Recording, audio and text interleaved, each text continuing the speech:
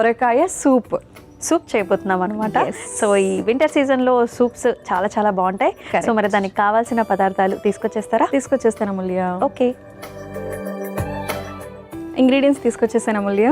Okay, so సొరకాయ సూప్కి main ingredient వచ్చేసి సొరకాయ. సో చిన్న చిన్న పీసెస్ కింద మీరు కట్ చేసుకొని తీసుకొచ్చారు. ఇంకా ఆయిల్, అలాగే మనకి వెల్లుల్లి రెబ్బలు చిన్న చిన్నగా చాప్ చేస్తారు.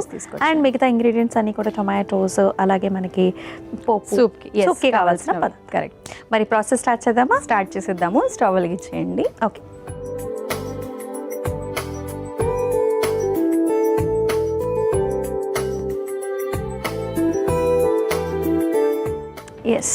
ఫస్ట్ ఆయిల్ వేద్దాము.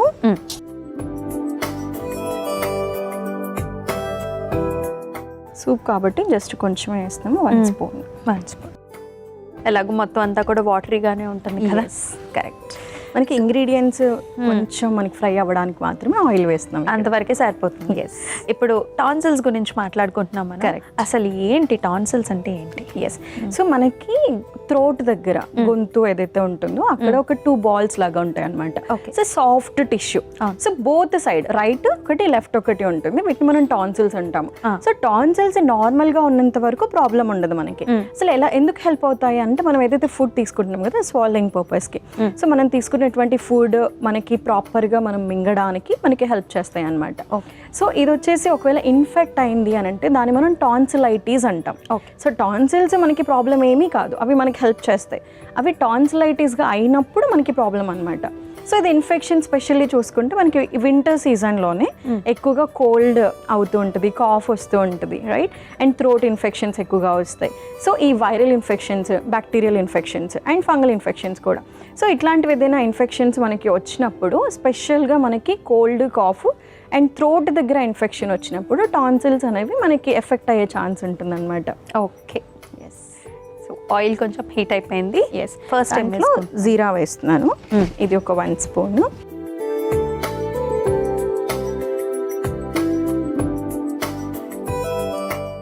కరివేపాకు కూడా మనం ఆయిల్లోనే ఫ్రై చేస్తున్నాము.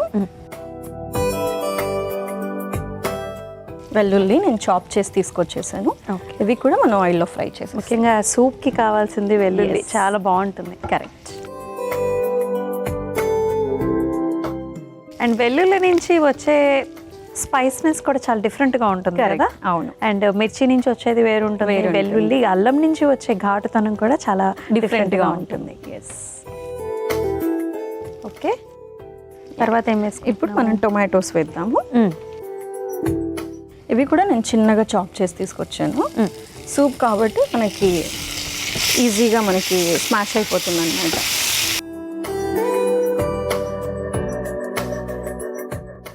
సొరకాయ ముక్కలు కూడా వేద్దాము.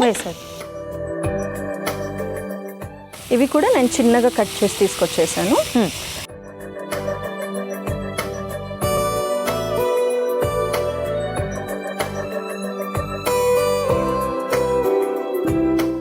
ఇప్పుడు కొంచెం పసుపు వేద్దాము.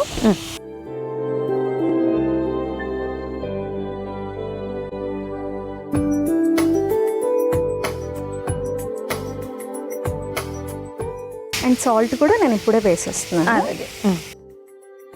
ముక్కలు కూడా త్వరగా ఉడికిపోతాయి అన్నమాట.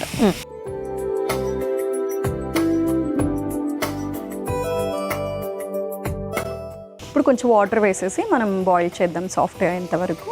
ఓకే, సరిపోతుంది.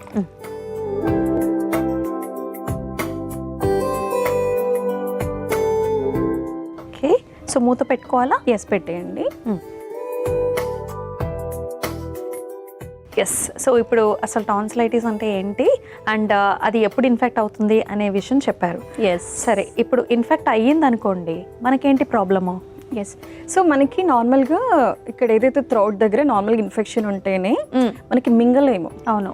అండ్ ఏదైనా తాగాలనుకున్నా కూడా ఈవెన్ నార్మల్గా ఉంటేనే తీసుకోగలుగుతాం. కానీ కొంచెం చల్లగా ఉన్నా, లేదంటే కొంచెం వేడిగా ఉన్నా కూడా అక్కడ ఆల్రెడీ మనకి స్కిన్ అంతా రప్చర్ అయిపోయి ఉంటుంది కాబట్టి ఫుడ్ ఏవి తినలేము. ఓకే. సేమ్ అలాగే ఇక్కడ కూడా టాన్సిల్స్ అనేది మనకి ఏమవుతుంది అంటే స్వెల్లింగ్ అయిపోతాయి. ఓకే. అండ్ అవి ఇన్ఫెక్ట్ అంటే ఈవెన్ పస్ కూడా ఫామ్ అయిపోతుంది. అండ్ టాన్సిల్స్ అనేది మనకి ఇయర్స్ వరకు జాయింట్ లాగా ఉంటుంది అనమాట. సో ఇయర్ పెయిన్ ఎక్కువగా ఉంటుంది, అంటే వాళ్ళకి కంప్లీట్ అన్బేరబుల్ పెయిన్ వచ్చేస్తూ ఉంటుంది. ఒకవేళ అది ఇన్ఫెక్ట్ అయిపోయింది, ఇంకెక్కువగా పస్ వరకు ఫామ్ అయిపోయిందంటే ఇవి ఆ పస్ అనేది మనకి ఇయర్స్ నుంచి వచ్చేయడము, ఇట్స్ లైక్ ఇంకా లాస్ట్ స్టేజ్ అని చెప్పొచ్చు. ఖచ్చితంగా మనకి టాన్సిల్స్ సర్జరీ రిమూవల్ జరుగుతుంది అనమాట. ఇప్పుడు ఆ స్వెల్లింగ్ ఉండడం వల్ల తినలేము ప్రాపర్గా, అండ్ ఫీవర్ కూడా స్టార్ట్ అయిపోతుంది అనమాట. సో నార్మల్గా మనకి టాన్సిల్స్లో 3 types ఉంటుంది. అక్యూట్ అంటే ఇట్స్ లైక్ నార్మల్గా చల్లగా ఏమైనా వాటర్ తాగినప్పుడు కానీ, ఐస్ క్రీమ్స్ తీసుకున్నప్పుడు కానీ, అండ్ సీజనల్గా కొంచెం చల్లగా ఉన్నప్పుడు మనకి ఆ పెయిన్ వస్తుంది, తగ్గిపోతుంది. ఏమన్నా సూప్ అయిపోయిందేమో చూసేద్దామా? ఎస్, చూసేద్దాం. సో చక్కగా మరిగిపోయింది. ఎస్. అండ్ ఇంకేమైనా ఇంగ్రీడియంట్స్ ఉన్నాయా? మనం ఫైనల్గా పెప్పర్ పౌడర్ వేద్దాము. ఓకే. ఇది మనం ఎక్కువ వేయట్లేదు, జస్ట్ ఆ ఇన్ఫెక్షన్ తగ్గడానికి లాగా కొంచెం వేస్తాం అన్నమాట. అలాగే.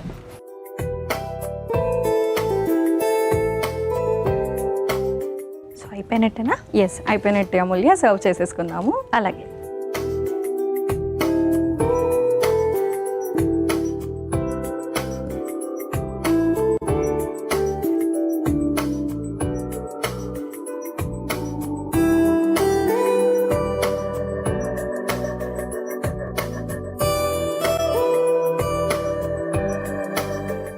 సొరకాయ సూప్ అయితే రెడీ అయిపోయింది అమూల్య.